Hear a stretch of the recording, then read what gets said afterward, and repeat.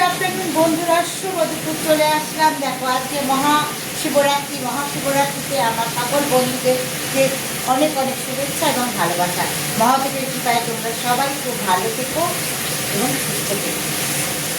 তা আজকে হচ্ছে আমার তো উপোস, আজকে কালকে দুদিন উপোস বন্ধুরা।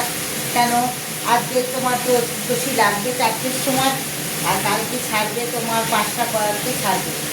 তা তোমার আজকে কালকে দুদিনই উপোস আমার পড়ে যাচ্ছে। তা ছেলেদের জন্য তো রান্না করতেই হবে। তা কালকে তাও ওরা আমার সাথে সংযম করেছিল। তা আজকে হচ্ছে বাজার করে নিয়ে আসলাম, ঠাকুরের বাজার, ঘরের সবজি বাজার করে করে এসে রান্না বসিয়েছি। দেখো এদিকে ভাত করছি, দেখো বন্ধুরা এদিকে ভাত বসিয়েছি। দেখো সস্তানের ভাতটা হয়ে গেছে, নামাবো আমি, গ্যাসটাও বন্ধ করে দিলাম। আর এদিকে ওদেরকে করে দিচ্ছি, একটাই পদ রান্না করে দিচ্ছি, ফুলকপি, আলু, টমেটো, মটরশুঁটি দিয়ে একটু পাতলা করে ঝোল করে দেবো।